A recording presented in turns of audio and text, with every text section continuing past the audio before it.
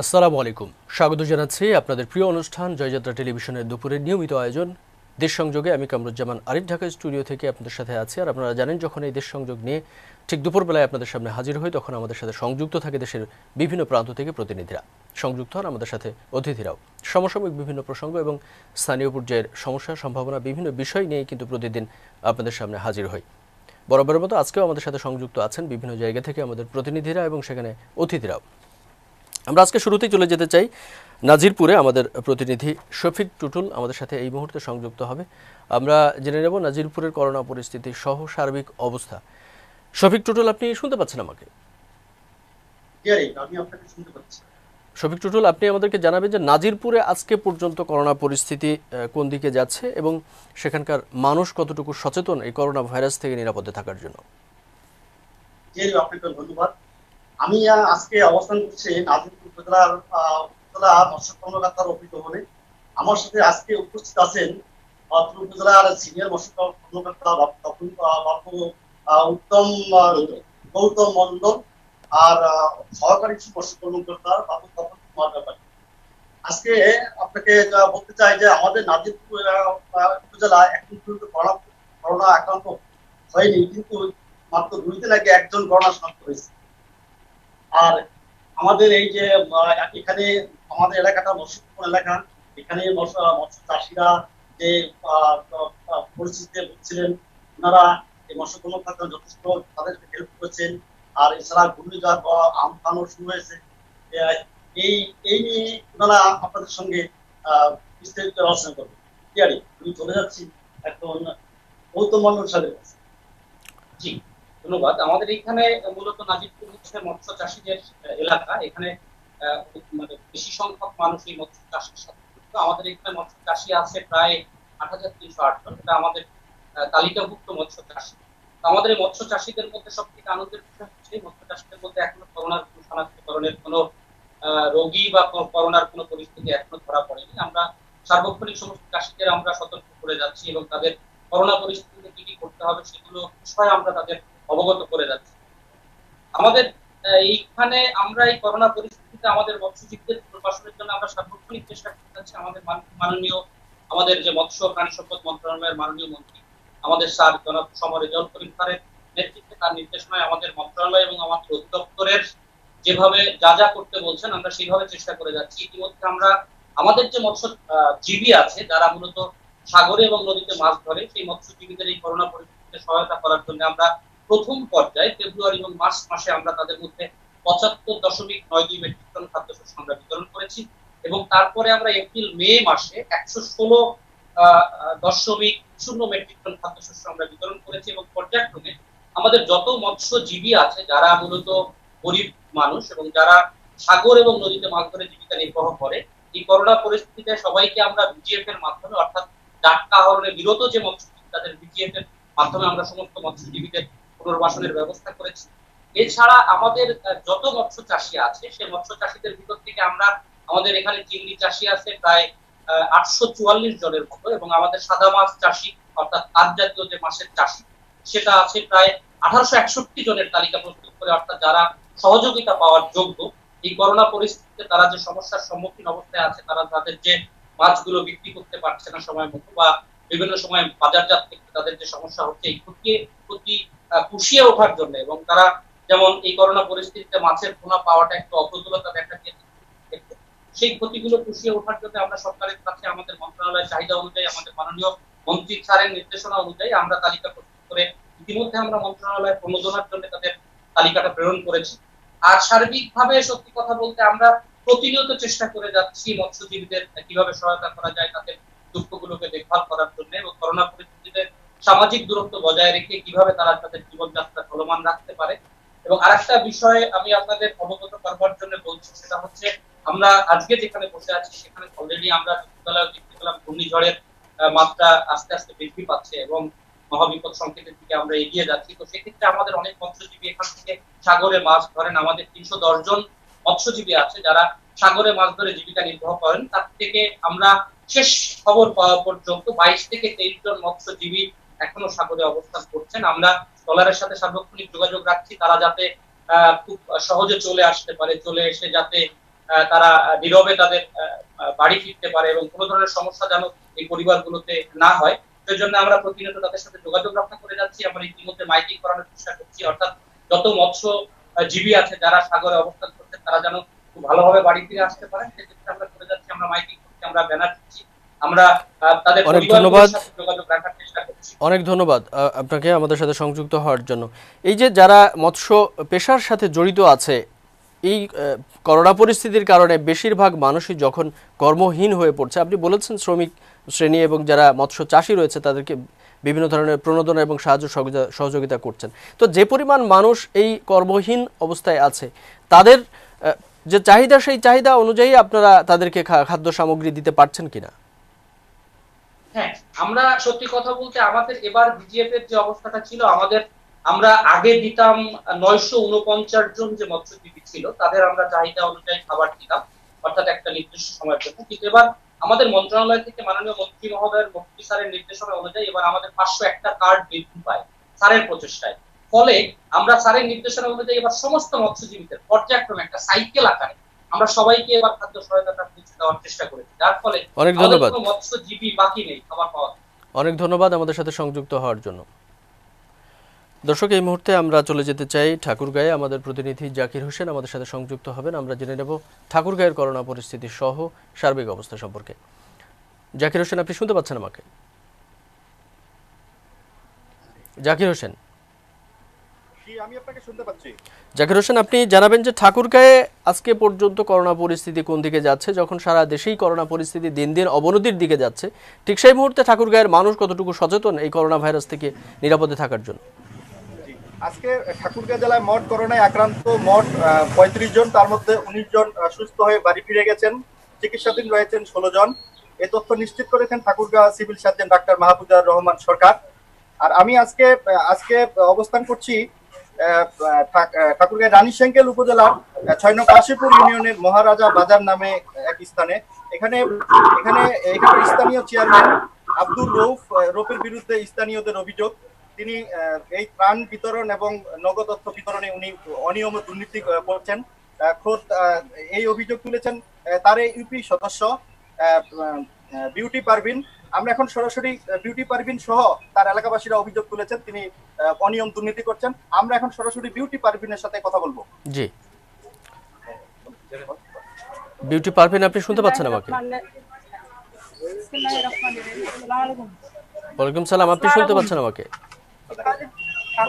ঠাকুরগাঁও জেলা রানীশঙ্কেল উপজেলা 6 নং কাশীপুর ইউনিয়ন পরিষদ। আমি 7, 8, 9 সংযুক্ত আসনের একজন মহিলা সদস্য মোহাম্মদ বিউটি পারভিন।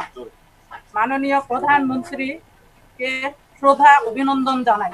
শ্রদ্ধা এই জন্য আপনাকে, আমি সবকিছু হারাই ফেলেও আজও টিকে আছেন। অভিনন্দন এই জন্য, এই দুর্যোগ মোকাবেলায় আপনি বাংলাদেশের অসহায়। বিউটি পারভিন, আপনি শুনতে পাচ্ছেন? বিউটি পারভিন, আপনি শুনতে পাচ্ছেন? জি, আপনি বলেন আপনার অভিযোগটা কি সেটা বলেন। অভিযোগ হচ্ছে আমার এই যে মাননীয় প্রধানমন্ত্রী বারবার বলতেছে যাদের 2টা করে কার্ড আছে, রেশন কার্ড বা ভিজিটি কার্ড বা অন্যান্য কার্ড, এই কার্ড যাদের আছে তাদেরকে যেন দ্বিতীয়বার দেওয়া না হয়। কিন্তু আমি এই 8 নং ওয়ার্ডের কিছু মানুষের কথা তুলে ধরতে চাই, 2-4 জনকে আপনাকে বলতে চাই, এদের কার্ড আছে তারপরও এদেরকে 2500 টাকার তালিকা দেওয়া হলো। বাকি জনগণের আশা যে আমরা কিছুই পাই না, আমরা দিন আনে দিন খাই, আমরা পাইলাম না কেন? এই অভিযোগটা আমার। এবং 7 নং ওয়ার্ডের 2500 টাকার তালিকা গোপন করা হয়েছে। কেন গোপন করলো, কি কারণে গোপন করলো? এই 6 নং কাশীপুরে আমি মন্তব্য করি, এলাকাবাসী মন্তব্য করে যে এখানে বহুত দুর্নীতি আছে, বিধায় কিন্তু জনগণ জানতে পারছে না, জানতে চাচ্ছে। বিউটি পারভিন, এই যে আপনারা অভিযোগটা তুলছেন, চেয়ারম্যানের কাছে কি এই ব্যাপারে কি আপনারা বলেছেন? চেয়ারম্যান কি বলছে? চেয়ারম্যান বলছে আমি কিছু জানি না। তো এই ব্যাপারে আপনারা প্রশাসনের হস্তক্ষেপ কামনা করছেন কিনা? প্রশাসনকে জানিয়েছেন কিনা যে এই ধরনের দুর্নীতি করছে চেয়ারম্যান? প্রশাসন হস্তক্ষেপ কিভাবে করব? প্রশাসন তো কিছু কার্যকরী করতেছে না। জাকির হোসেন, আমরা আরো যারা মানুষ আছে, সাধারণ মানুষ, এরকম কয়েকজন মানুষের সাথে আমরা অভিযোগ জানতে চাই, তারা কি বলতে চাচ্ছে। একজন সাধারণ মানুষের সাথে কথা বলবো।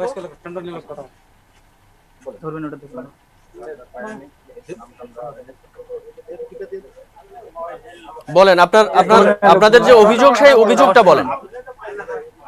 আপনাদের কি অভিযোগ একটু বলেন। আমাদের অভিযোগ, আমরা কিছু পাচ্ছি না, এখানে মানুষ না খায় মরতেছে, দিন দিন এখানে অভাব অনটন, দিন মজুরিও এখানে ছিল না, এবং খাওয়া দাওয়ার খুব অসুবিধা। চেয়ারম্যান মেম্বার আমাদেরকে কিছু দেয় না, বলতে গেলে আমাদের উপর লাঠি পোড়া করে। তাই আমি বলতে চাই যেন সমস্ত মানুষ গরিব আবার রিলিফ পায় থাকে, সুস্থ হিসাবে যেন তারা পায়, ওগুলো দাঁড়িয়ে না হয়। জাকির হোসেন, আপনি শুনছেন আমাকে?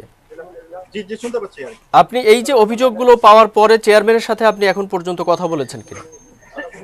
জি, এখন পর্যন্ত কথা বলিনি, আমরা হয়তো যাওয়ার সময় কথা বলবো। নিশ্চয়ই আমাদের প্রশ্ন, চেয়ারম্যানের কাছে প্রশ্ন, যে এই যে অভিযোগ, সেই অভিযোগ যদি সত্যি হয় তাহলে নিশ্চয়ই খুব দ্রুততম সময়ের ভিতরে তাদের যে অভিযোগ, সেই অভিযোগ নিষ্পন্ন করবেন। এবং জি আরিফ, আরেকজন ভুক্তভোগীর কথা বলবেন, যিনি গরিব মানুষ, এখন পর্যন্ত কোনো কার্ড পায় নাই। জি, ওয়ালাইকুম সালাম। আমাদের চেয়ারম্যানের কাছে আমরা চালের জন্য যাই, 10 কেজি চাউল, এই যে 10 টাকা চাউল কেজি দেয়, হ্যাঁ, চেয়ারম্যান মেম্বার দেয়। আর ওদের কাছে যায়, আমাদের কাছে চাচ্ছে টাকা। আমরা টাকা কোথায় পাবো? আমাদের তো যার পাকা বাড়ি 2-3টা ঘর আছে, মোটর সাইকেলের পর চাল চড়ানো যাচ্ছে, কিন্তু আমাদেরকে কিচ্ছু দেয় না। কেন? এই চেয়ারম্যান আমাদের কি অপরাধ করছে আমাদের? আমরা বিচার চাই, এটা আমরা বিচার চাই। আমরা কি না খেয়ে মারা যাবো? আমাদের যার খাসা বাড়ি, আমার খাসা বাড়ি আছে, যার যার পাকা বাড়ি আছে, মোটর সাইকেল বেড়াচ্ছে। আজকে আমি রাস্তায় বসে আছি, আমি দেখলাম যে মোটর সাইকেলে চাল নিয়ে যাচ্ছে, 10 কেজি চালের বস্তা মোটর সাইকেলে চড়ানো যায়। ওদের বাড়ি দেখবেন যে যান ইনকোয়ারি আসতে বলেন, আমি দেখাই দেবো বাড়িগুলা, যে পাকা বাড়ি আছে কিনা, আর আমার বাড়ি খাসা আছে কিনা। আমরা কি অভাবে আছে, আমরা ওরা ইনকোয়ারি করবে। আমার সেই চেয়ারম্যান মেম্বার আপনাকে দেখাবেন, আমাদের কাছে 4,000, 5,000, 3,000 টাকা ঘোষ চাচ্ছে। যে নিশ্চয়ই আপনাদের এই অভিযোগ, যে অভিযোগ যদি সত্যি হয়, সেই অভিযোগ নিশ্চয়ই চেয়ারম্যান আজকে এই অনুষ্ঠানটি সম্প্রচার হওয়ার পরে নিশ্চয়ই চেয়ারম্যানের দৃষ্টিগোচর হবে এবং খুব দ্রুততম সময়ের ভিতরে চেয়ারম্যানের ব্যবস্থা নেবেন, সে প্রত্যাশা রাখছে। এবং আমরা প্রত্যাশা রাখছি আমাদের প্রতিনিধির কাছে যে চেয়ারম্যান আমাদের টেলিভিশনে, জয়যাত্রা টেলিভিশনের মাধ্যমে এই বিষয়টি খণ্ডন করবেন এবং তার বিরুদ্ধে যে অভিযোগ, সেই অভিযোগ সম্পর্কে নিশ্চয়ই কথা বলবেন, আমরা প্রত্যাশা রাখছি। ধন্যবাদ জাকির হোসেন আমাদের সাথে সংযুক্ত হওয়ার জন্য এই বিষয়টি নিয়ে। আমরা এ পর্যায়ে চলে যেতে চাই নারায়ণগঞ্জে, আমাদের প্রতিনিধি আলী হোসেন আমাদের সাথে সংযুক্ত হবেন। আমরা জানবো সেখানকার করোনা পরিস্থিতি সহ সার্বিক অবস্থা। আলী হোসেন, আপনি শুনতে পাচ্ছেন আমাকে? জি হ্যাঁ, শুনতে পাচ্ছি।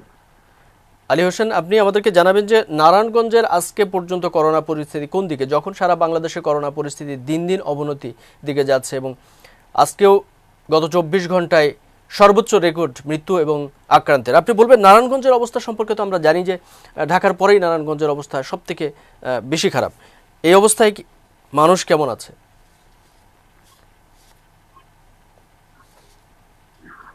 জি আরিফ, ধন্যবাদ। আমাদের আজকের অতিথি হিসাবে আছেন নারায়ণগঞ্জ 16 নং ওয়ার্ড কাউন্সিলর নাজমুল আলম ফজল। উনি আমাদের বলবে নারায়ণগঞ্জ পরিস্থিতি করণীয় কি অবস্থানে এবং কিভাবে মানুষকে ত্রাণ দিয়ে সাহায্য করেছে, তিনি আমাদের বলবেন। আসসালামু আলাইকুম। ওয়ালাইকুম আসসালাম। জনাব নাজমুল আলম, আপনাকে অসংখ্য ধন্যবাদ আমাদের সাথে সংযুক্ত হওয়ার জন্য। আপনাদেরকে আপনাদের জয়যাত্রা টেলিভিশনের সমস্ত কলা কৌশলীকে ধন্যবাদ জানাই আমাকে সুযোগ করে দেওয়ার জন্য এবং আপনাকে আজকের এই প্রোগ্রামে আমাকে সংযুক্ত করার জন্য।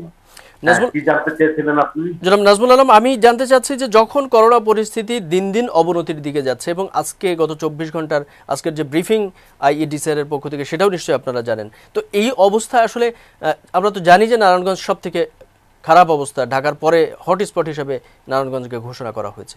এই অবস্থায় আসলে মানুষ কিভাবে জীবনযাপন করছে? আপনারা যারা জনপ্রতিনিধি, মানুষকে কতটুকু সচেতন করতে পারছেন? আসলে আমরা এই করোনা পরিস্থিতিতে আমরা আসলে এমন একটা প্রবলেমে আছি যে মানুষকে আমরা কোনোভাবেই বোঝাতে পারছি না যে এটা এমন একটা সংক্রামক ব্যাধি বা ভাইরাস যেটার ট্রিটমেন্ট এখনো বের হয় নাই, যার একমাত্র ভালো থাকার উপায় হলো সামাজিক ডিস্টেন্স তৈরি করা। তো আমরা যথেষ্ট পরিমাণে বিভিন্ন ওয়ার্ড সমস্ত কাউন্সিলরগণ এবং এমপি মহোদয়েরা, রাজনৈতিক ব্যক্তিত্ব, বিত্তশালীরা সবাই আমরা আমাদের যার যার তৌফিক অনুযায়ী আমরা ত্রাণ এবং সামাজিক সংগঠনগুলোও এগিয়ে আসছে, ত্রাণ দিয়ে ওনাদের বাসায় পৌঁছে দিয়ে আসতেছি আমরা দীর্ঘ আজকে 1-1.5 মাস যাব। এবং সরকারি ত্রাণও প্রচুর পরিমাণে আমরা পাচ্ছেন, সরকারি অর্থ পাচ্ছেন, কিন্তু কোনোভাবেই ওনাদেরকে আমরা ঘরে বন্দি করে রাখতে পারছি না বা ঘরে আটকে রাখতে পারছি না। আমাদের পুলিশ প্রশাসনও যথেষ্ট হেল্প করতেছেন, কিন্তু আমার প্রশ্নটা এটা এই কারণেই, হয়তো বা ওনাদের ভয়টা পাচ্ছেন না, যখন নাকি নিজের পরিবারে কেউ ক্ষতিগ্রস্ত হচ্ছেন না, যে নিজের পরিবারে ক্ষতিগ্রস্ত হচ্ছেন তারাই অন্তত ভয় পাচ্ছেন এবং তারা খুবই ক্ষতিগ্রস্ত হওয়ার জন্য অপেক্ষায় আছেন যে আমার পরিবার থেকে যদি কেউ মারা যায় তাহলে আমি এই করোনাকে ভয় পাবো, এমন একটা অবস্থা আমাদের নারায়ণগঞ্জে। বিশেষ করে জনাব নাজমুল আলম, আমি এখানে, আপনি একজন জনপ্রতিনিধি, আপনারা রুট লেভেলে কাজ করছেন, আপনার কাছে আমরা জানতে চাই যে এই ত্রাণ বিতরণ আমরা যেটা করছি সরকারের পক্ষ থেকে বা ব্যক্তিগত উদ্যোগে, এই যে সাহায্য সহযোগিতা, এটার তো আমাদের একটা সীমা আছে এবং সেখানে গিয়ে আমাদের হয়তো ত্রাণ সামগ্রী সব শেষ হবে, আমাদের সাহায্য সহযোগিতাও শেষ হবে যদি আমরা করোনা পরিস্থিতিকে যদি মোকাবেলা না করতে পারি। সেই জায়গাতে আপনারা জনপ্রতিনিধিরা কতটুকু কাজ করছেন এবং আপনারা এটা নিয়ে কি চিন্তা করছেন, সরকারি কি সিদ্ধান্তের আশায় আছেন আপনারা? আমরা আসলে সুন্দর একটা প্রশ্ন করছেন আপনি যে এটা শেষ হবে, আর ত্রাণ তো এত ত্রাণ দেওয়ার পরেও যখন আমরা ওনাদেরকে আটকে রাখতে পারছি না, এটার একটিমাত্র প্রবলেম আমি আপনাকে বলি, সেটা হলো যে ইউরোপ এবং আমেরিকা, অস্ট্রেলিয়াতে যেভাবে মানুষ মারা যাচ্ছে, আমাদের এই সাবকন্টিনেন্টে, আমাদের এই ইন্ডিয়া বা বাংলাদেশে এরকম হারে মানুষ মারা যাচ্ছে না। তাদের ভিতর একটা আত্মবিশ্বাস আসছে আমাদের দেশের জনগণের ভিতর যে এই করোনা আমাদেরকে ওই রকম মহামারীতে আমাদের বাংলাদেশে তার মানে আমরা কি ওই রকম বিপদ আসার জন্য অপেক্ষা করছি যে যখন আসবে তখন আমরা এটা গুরুত্ব দেব?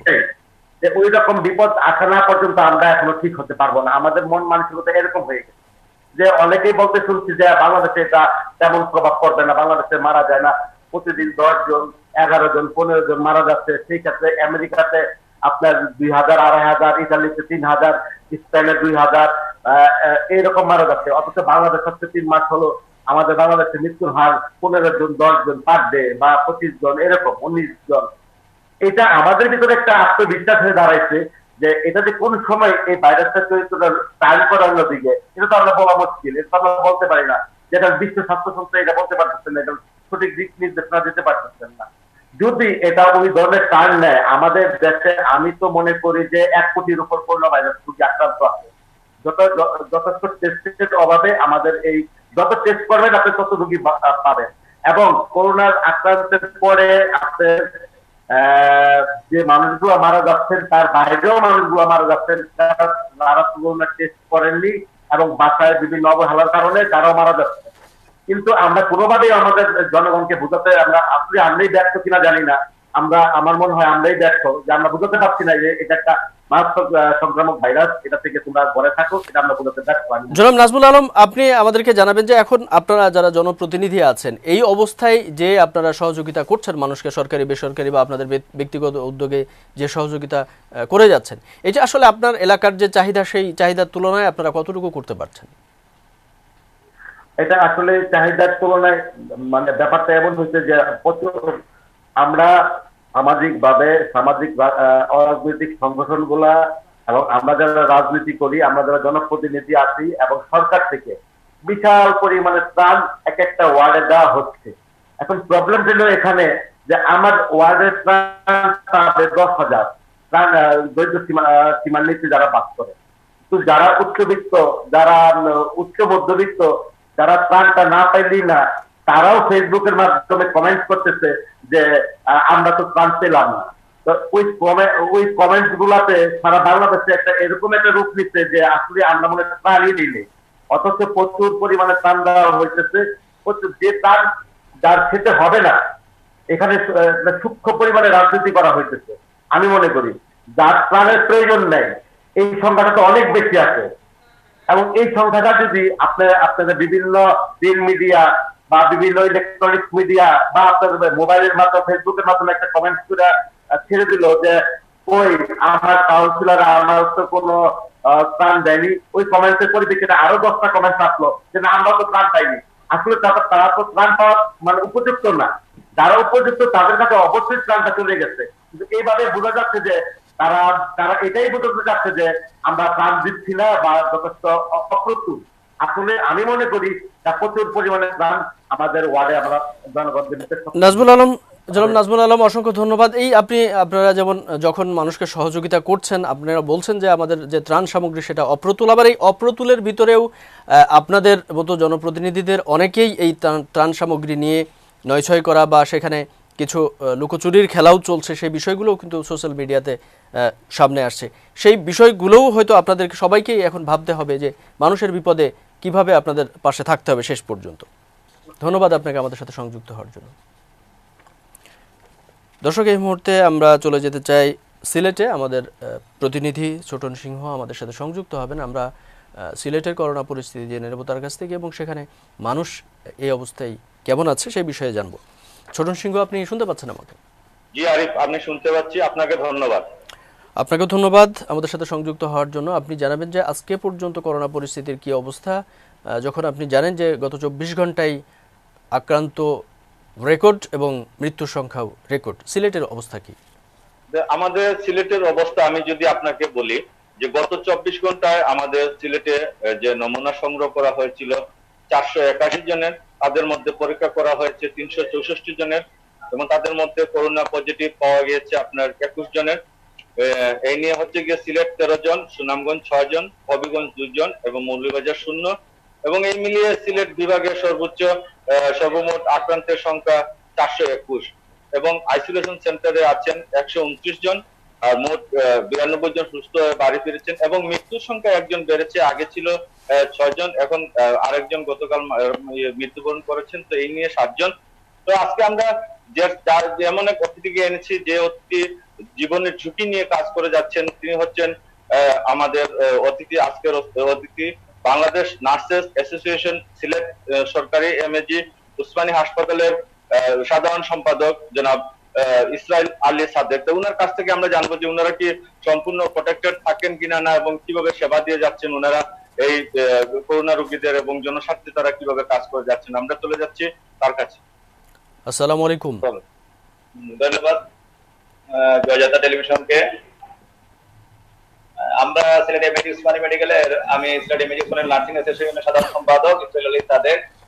আমরা যখন বাংলাদেশের প্রথম করোনা যখন লকডাউন শুরু হয় এবং সিলেট এমএজি উসমানী মেডিকেল আপনি জানেন যে সামসুদ্দিন হাসপাতালকে আমরা করোনা আইসোলেশন স্বাস্থ্য মন্ত্রণালয়ের নির্দেশে আইসোলেশন সেন্টার করা হয়, তখন আমরা সরকারিভাবে প্রথম আমরা সাময়িক পিপির সমস্যা ছিল 2-3 দিন প্রথম যখন শুরু হয়। এরপরে আমাদের মাননীয় পররাষ্ট্রমন্ত্রী সিলেট 1 আসনের অত্যন্ত জনপ্রিয় ডক্টর একে আব্দুল মোমেন স্যারের নির্দেশে এবং আমরা পর্যাপ্ত পিপি পেয়ে যাই এবং আমরা N95 এর থেকে KN95 মাস্ক পাই, গ্লাস পাই, মানে সর্বদা আমরা যে ডাক্তাররা যা পায় আমরা তা পেয়েছি এবং আমাদের প্রোটেক্টিভ ইকুইপমেন্টের ক্ষেত্রে আমরা কখনো কোনো মানে সম্মানহীনতা যে একজন ডক্টর পাচ্ছি আমরা নার্স হিসেবে পাচ্ছি না তা না। আমাদের কিন্তু সবচেয়ে সিলেট মেডিকেলের একটা সবচেয়ে বড় উদাহরণ হলো আমাদের লোকাল কর্তৃপক্ষ ব্রিগেডিয়ার জেনারেল ইনসুর রহমান স্যার এবং উপপরিচালক ডাক্তার হিমাংশুলাল স্যার এবং লোকাল পিএমএ সাধারণ সম্পাদক ডাক্তার রুমান স্যারের যৌথ একটা সমন্বয় কমিটি এবং সচিব কমিটি ডাক্তার রুমান স্যারের যৌথ কমিটিতে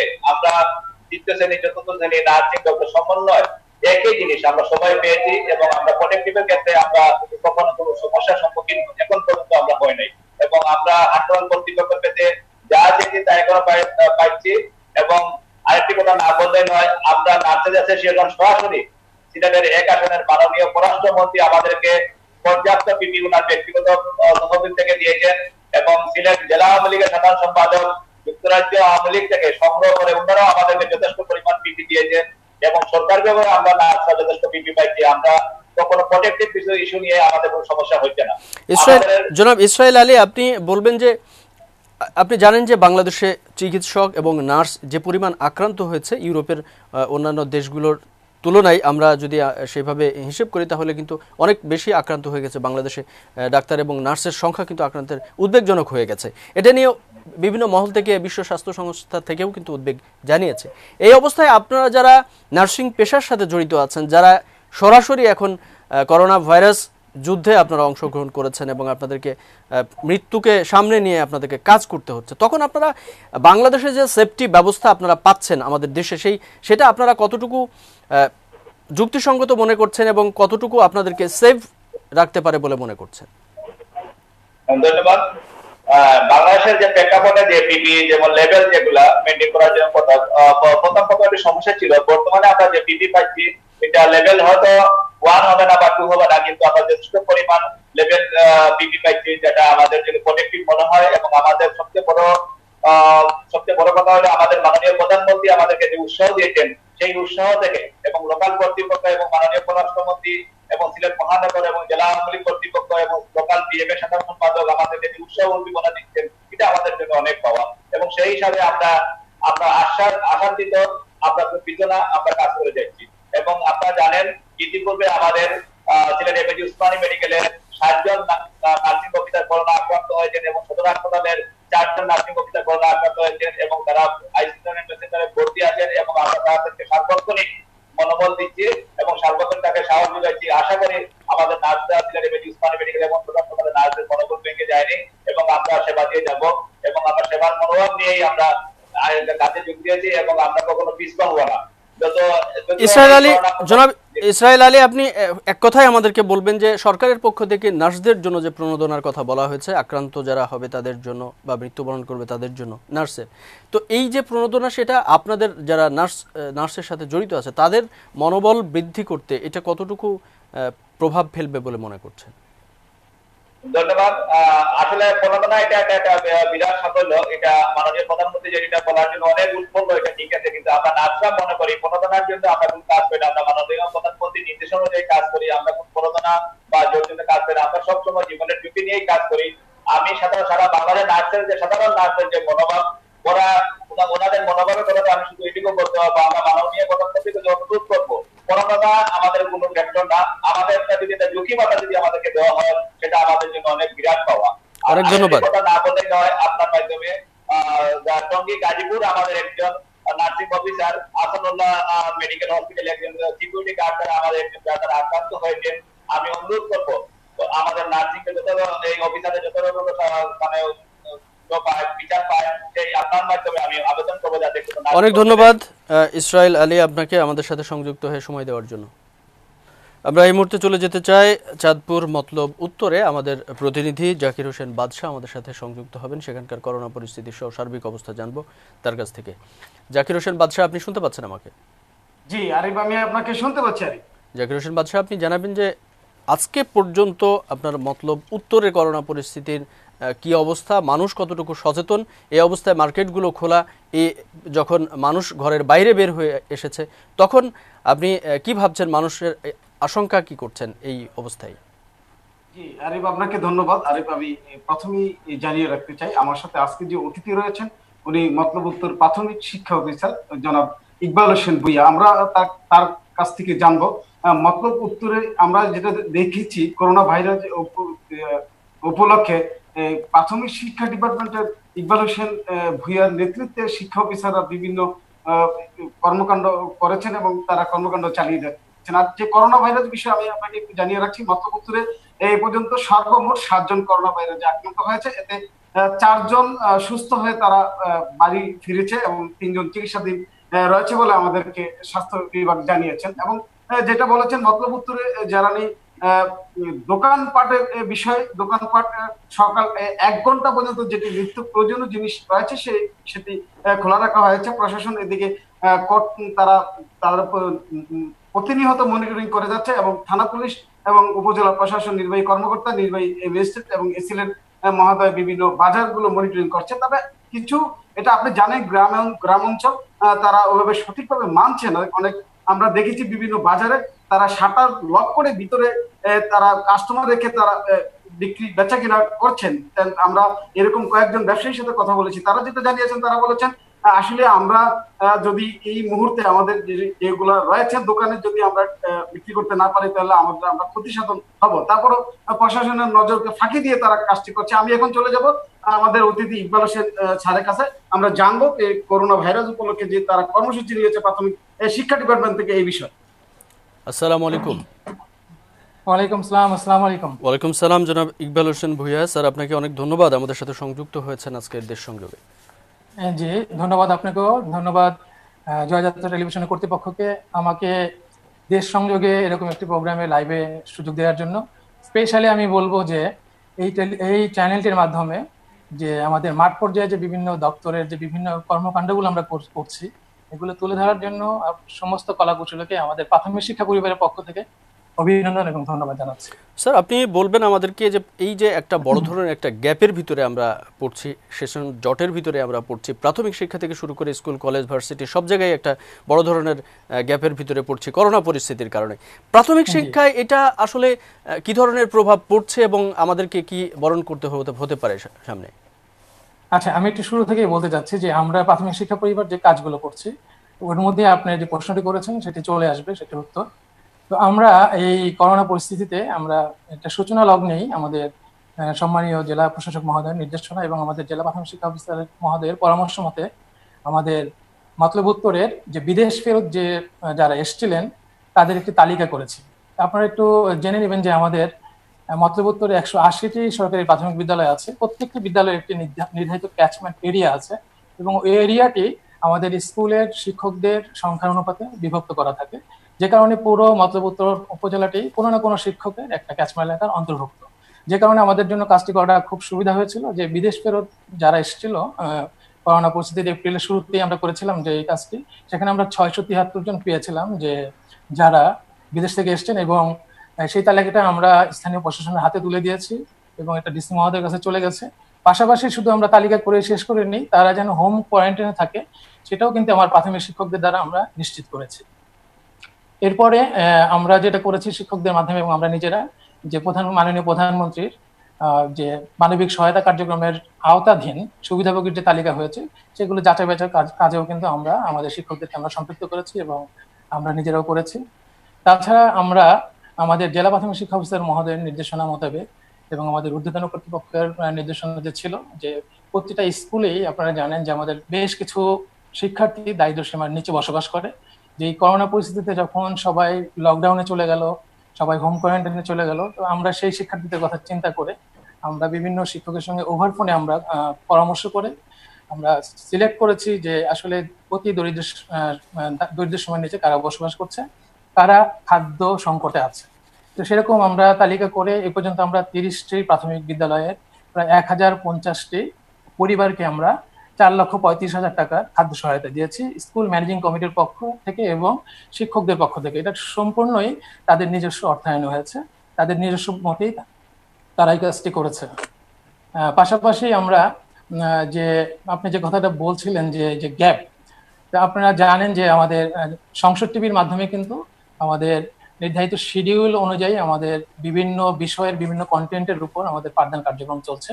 তো আমরা টেলিফোনের মাধ্যমে বা মোবাইল ফোনের মাধ্যমে আমরা বিভিন্ন শিক্ষকের সঙ্গে কন্ট্যাক্ট করে, অভিভাবকদের সঙ্গে কন্ট্যাক্ট করে আমরা সেই শিডিউলটি পৌঁছে দিচ্ছি শিক্ষার্থীর কাছে। এবং যাদের টিভি দেখার সুযোগ আছে, যাদের বাড়িতে টিভি আছে, তাদেরকে আমরা ওই ক্যাচমেন্ট এলাকার শিক্ষকের মাধ্যমে নিশ্চিত করছি তারা যেন অবশ্যই ওই নির্ধারিত সময়ে যেন ওই পাঠদানে অংশগ্রহণ করে। এই ক্ষেত্রে কিছু গ্যাপ থাকছে যে সবার বাড়িতেই টিভি নেই, যাদের বাড়িতে নেই তাদের অভিভাবকের সঙ্গে যোগাযোগ করে আমরা কথা বলছি। অর্থাৎ এই প্রোগ্রামের মাধ্যমে অ্যাটলিস্ট আমরা চেষ্টা করছি যে শিক্ষার্থীর সঙ্গে বইয়ের যেন একটা সম্পৃক্ততা থাকে, এটা শিক্ষার্থী এবং অভিভাবক উভয়ের মধ্যে আমরা একটা অ্যাওয়ারনেস ডেভেলপ করার জন্য চেষ্টা করে যাচ্ছি। পাশাপাশি আমাদের আমি এখানে একটু আপনাকে প্রশ্ন রাখতে চাই যে যখন আমরা নিজেদেরকে ডিজিটাল বাংলাদেশ ঘোষণা করছি বা আমরা মনে করছি, তখন এই যে ডিজিটাল যুগে এসে যে যতটুকু টেলিভিশনের মাধ্যমে যে শিক্ষাটুকু দেওয়া হচ্ছে, এই যে বড় ধরনের একটি গ্যাপ, সেই গ্যাপে এই সময়টুকু কতটুকু আসলে আমাদের পুষিয়ে নিতে পারবে? আমাদের আরো কোনো মাধ্যমও তো ব্যবহার করা যেতে পারতো এই গ্যাপটাতে মোবাইলের মাধ্যমে, ফেসবুকের মাধ্যমে বা অন্যান্য মাধ্যমগুলোতে?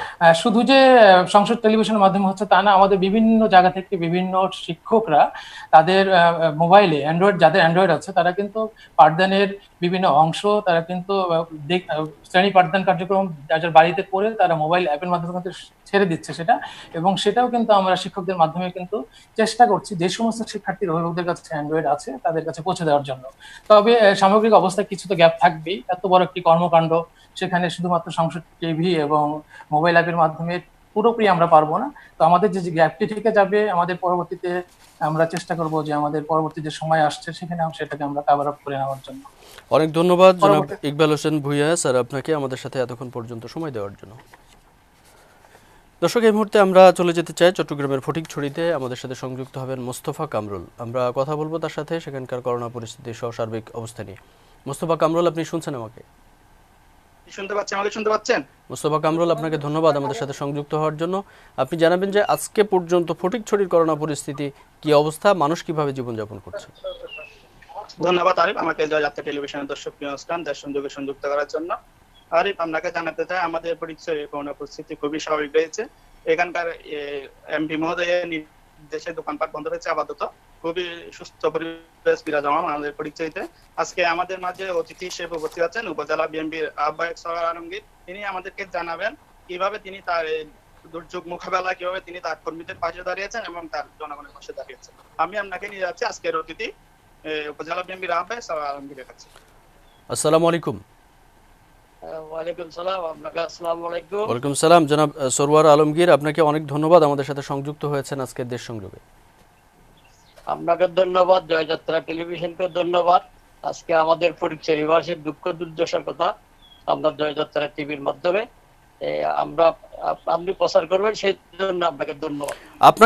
আপনার কাছ থেকে আমরা জানতে চাইবো যে যেহেতু আপনি একটি দলের পরিচয় দিয়েছেন, সেই দল থেকে আপনারা এখন পর্যন্ত মানুষের জন্য কতটুকু, এই যে পরিস্থিতি করোনা পরিস্থিতিতে যখন কর্মহীন হয়ে পড়েছে মানুষ যখন বিপদগ্রস্ত, তখন দলের পক্ষ থেকে আপনারা কতটুকু সহযোগিতার হাত বাড়াতে পেরেছেন এবং আপনাদের যে ব্যক্তিগত ফান্ড আছে বা আপনারা ব্যক্তিগত উদ্যোগে কতটুকু মানুষের পাশে দাঁড়াতে পেরেছেন?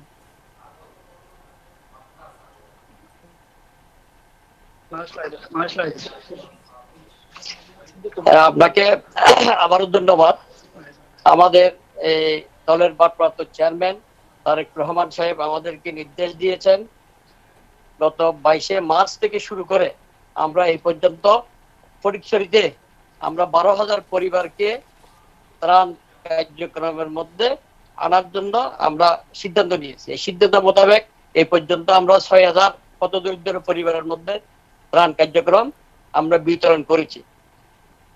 আমরা এমন ভাবে বিতরণ করেছি, প্রতিটা ওয়ার্ডে আমরা ওয়ার্ড থেকে শুরু করে একদম ইউনিয়ন থেকে পৌরসভা থেকে পৌরসভার ওয়ার্ড এবং উপজেলা আমরা একদম লিস্ট করে আমরা এইভাবে করে যাচ্ছি। কিন্তু আমরা এখানে শুধু দল দেখছি না, আমরা এখানে দলবন্দি বিষয়েও দেখছি ত্রাণের যে অপরচুলতা।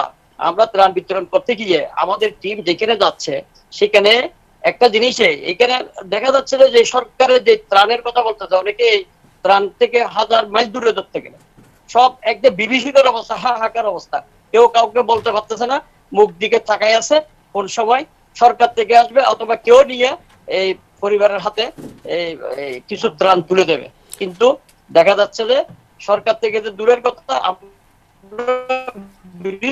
যেভাবে ফটিকছড়িতে ইনশাআল্লাহ আমরা ত্রাণ সামগ্রী যেভাবে বিতরণ করে যাচ্ছি, এগুলোতে কিছুই না, এখানে অনেক কিছু মধ্যে সামান্য টুকু দিয়ে যেমন মানুষের একটু দুঃখ দুর্যোগে লাগানোর চেষ্টা করতেছি আমরা। এখানে আমাদের দলের ভারপ্রাপ্ত চেয়ারম্যান প্রতি মুহূর্তে তারেক রহমান আমাদেরকে পরিচালিত করছেন এবং কোথায় কি হচ্ছে না, কোথায় কি সমস্যা আছে, আমরা তার নির্দেশ মোতাবেক আমরা ইনশাল্লাহ আমরা ফটিকছড়িতে আমরা এই ত্রাণ সামগ্রী কার্যক্রম চালিয়ে যাচ্ছি। সরওয়ার আলমগীর, আপনি আমাদেরকে বলবেন যে সরকারি সহযোগিতা যেগুলো যাচ্ছে এগুলো নিয়ে কোথাও আমরা বিভিন্ন ধরনের অভিযোগ শুনছি, যেমন নগদ টাকার ক্ষেত্রেও আমরা সোশ্যাল মিডিয়াতে আমরা দেখেছি যে কোথাও অনিয়ম করা হচ্ছে বা ত্রাণ সামগ্রী বিতরণের ক্ষেত্রেও কোথাও অনিয়মের খবর আমরা পাচ্ছি। এই বিষয়গুলো আপনারা বিরোধী দলের অবস্থানে থেকে কতটুকু তদারকি করছেন? আমরা এখানে যেটা দেখছি সেটা হলো তারা সরকারি দল মুখছে না, যারা তারা বলে তুমি নৌকায় ভোট দিয়েছ, তুমি তো নৌকায় ভোট দাও না, তুমি ত্রাণ পাবে না। দেখা যাচ্ছে যে একজনের ঘরে সরকারি ত্রাণ ধরতে গেলে 10-15 বার পর্যন্ত পেয়েছে, কিন্তু পার্শ্ববর্তী বাড়ির বা পার্শ্ববর্তী ঘরে না খেয়ে আছে এবং তারা তাদের উঠতে পারে নাই। সরকারি দল এবং সরকারি দল সরকার এখানে একাকার হয়ে গেছে, শুধুমাত্র আওয়ামী লীগকে ত্রাণ সামগ্রী দেওয়া। আওয়ামী লীগ, যুবলীগ, ছাত্রলীগ তারা যেভাবে আপনারা তো দেখে আসতেছেন সেভাবে তারা কাজ করতেছেন এবং দেখা যায় এইখানে টেবিলের নিচে তেল, এখানে এক একজনের ঘরে অনেক কিছু, এগুলো তারা মানে লুটপাটের একটা চরম পর্যায়ে পৌঁছে গেছে। বিশ্বের এই মহামারী করোনা ভাইরাসে এখানে যেভাবে মানুষ ভয় পাওয়ার কথা, কিন্তু তারা আমি বলবো যে তারা এই ভয়কে জয় করে চুরির উৎসবে মেতে উঠেছে। সেই জায়গায় আমাদের দল বাংলাদেশ জাতীয়তাবাদী দল মানুষের হতদরিদ্র পরিবারের পাশে যেভাবে জনাব সরোয়ার আলমগীর, আপনাকে অসংখ্য ধন্যবাদ আমাদের সাথে সংযুক্ত হওয়ার জন্য। এবং আমরা প্রত্যাশা রাখছি যে আপনারা যেহেতু একটি বাংলাদেশের একটি বৃহৎ রাজনৈতিক সংগঠন, সেই সংগঠনের পক্ষ থেকে এই মানুষের বিপদ সময়ে আপনারা যথেষ্ট পরিমাণে সহযোগিতা করছেন এবং সেটা অব্যাহত থাকবে শেষ পর্যন্ত, যতদিন পর্যন্ত মানুষের এই বিপদ থাকবে, দেশে এই ক্রান্তিকাল থাকবে। ধন্যবাদ আমাদের সাথে সংযুক্ত হওয়ার জন্য। আমরা এই পর্যায়ে চলে যেতে চাই কুমিল্লার 14 গ্রামে। আমাদের প্রতিনিধি সোহাগ মিয়াজি আমাদের সাথে সংযুক্ত হবেন, সেখানকার করোনা পরিস্থিতি সহ সার্বিক অবস্থা জানবো তার কাছ থেকে। সোহাগ মিয়াজি, আপনি শুনতে পাচ্ছেন আমাকে? জি আরিফ, আমি আপনাকে শুনতে পাচ্ছি, আপনি শুনতে পাচ্ছেন? সোহাগ মিয়াজি, আপনি জানাবেন যে আপনার 14 গ্রামে, কুমিল্লার 14 গ্রামে আজকে পর্যন্ত করোনা পরিস্থিতির সর্বশেষ কি তথ্য এবং মানুষের জীবনযাপন কেমন চলছে? জি আরিফ, আপনাকে ধন্যবাদ। আপনি যেমনটি বলছিলেন, আমি আজকে কুমিল্লার করোনার পরিস্থিতি নিয়ে আপনাকে একটু জানিয়ে দিতে চাই। আজকে কুমিল্লাতে নতুন করে 25 জন আক্রান্ত হয়েছে। টোটাল এ পর্যন্ত 360 জন আক্রান্ত হয়েছে এবং নতুন করে মৃত্যু হয়েছে একজনের। টোটাল মৃত্যুর সংখ্যা দাঁড়িয়েছে 13 জন এবং তার মাঝে 53 জন সুস্থ হয়েছে।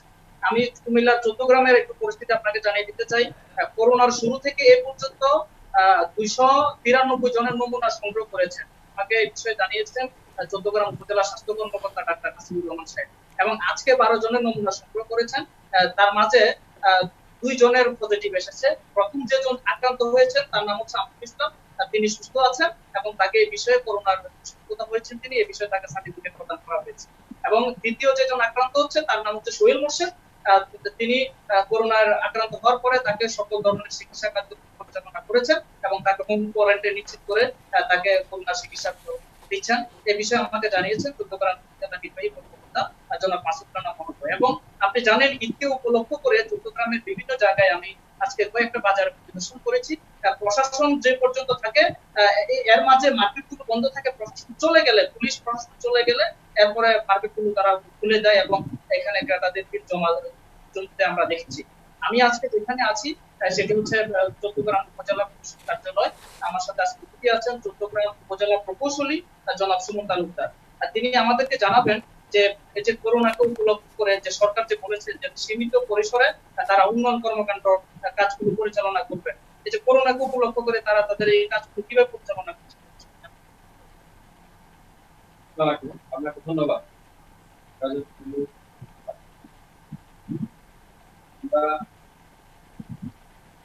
সরকারের নির্দেশনা অনুযায়ী সীমিত আকারে উন্নয়ন কর্মকাণ্ড বাস্তবায়ন করছে। সেক্ষেত্রে যেহেতু করোনা ভাইরাস রোগ কোভিড-19 যে স্বাস্থ্য পরিবার কল্যাণ নির্দেশনা মোতাবেক আমরা প্রকল্পস্থলে টাঙ্গিয়ে রাখি। এরপর হচ্ছে যে নির্মাণ শ্রমিক তাদের জন্য থাকার জন্য যে নির্মাণ স্থলে যে একটা সাইট এর মধ্যে যে নির্দিষ্ট করা থাকার ব্যবস্থা আছে, ওখানে তারা থাকে এবং প্রত্যেকটা স্বাস্থ্য নির্মাণ শ্রমিক স্বাস্থ্য পরীক্ষা তাদের কোনো জ্বর আছে কিনা এটা নিশ্চিত করে তারপর তাদের অংশগ্রহণ করতে দিই এবং এর জন্য আমাদের যে সামাজিক এবং শারীরিক নিরাপদ দূরত্ব এটা আমরা এনশিওর করি এবং তাদেরকে মাস্ক, হ্যান্ড গ্লাভস এবং গামবুট এবং মাথা হেলমেট ব্যবহার নিশ্চিত করি। এরপর প্রকল্প সাইডে যাতে তারা 1 ঘন্টা পর পর হাত ধুতে পারেন তার সাবান এবং পানীয় ব্যবস্থা করা এবং আমাদের যে সীমিত আকারে যে বাস্তবায়ন হচ্ছে এখানে কোভিড-19 এর আমাদের মন্ত্রণালয় এবং স্বাস্থ্য মন্ত্রণালয়ের গাইডলাইন অনুসরণ করে কাজ করছে। আচ্ছা, আপনি আরেকটু বলবেন, আমরা জানি আপনি গ্যাট অফিসার হিসাবে নিয়োজিত আছেন, ব্যবস্থাপনার কার্যক্রম পরিচালনা করছে আপনার অফিসার। আপনি আপনার যে গ্যাট অফিসার হিসেবে নিয়োজিত আছেন এই বিষয়ে একটু বলবেন। আপনি জানেন আমি চট্টগ্রাম উপজেলা শ্রীপুর ইউনিয়ন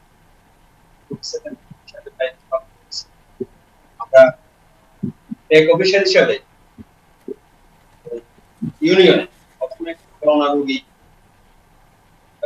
ঢাকা বা নারায়ণগঞ্জ থেকে ঢুকে তাহলে আমাদেরকে অবহিত করে আমরা সেখানে গিয়ে তাকে হোম কোয়ারেন্টাইনে থাকার আমাদের স্থানীয় ইউনিয়ন পরিষদের চেয়ারম্যান মেম্বার উপজেলা প্রশাসনকে নিয়ে যায় এবং এটা নিশ্চিত করি।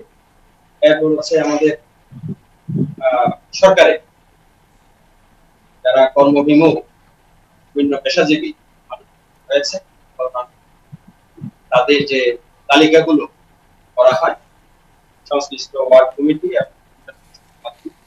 এটা আমরা 10% যাচাই বাছাই করে আমরা ওই তালিকাটা। অনেক ধন্যবাদ জনাব সুমন তালুকদার আমাদের সাথে সংযুক্ত হয়ে এতক্ষণ পর্যন্ত সময় দেওয়ার জন্য। দর্শক, এই ছিল আজকের মতো আমাদের দেশ সংযোগ। আগামীকাল ঠিক একই সময় আবারও আপনাদের সামনে হাজির হব। সে পর্যন্ত আপনারা সবাই ভালো থাকবেন, নিরাপদে থাকার চেষ্টা করবেন। আল্লাহ হাফেজ।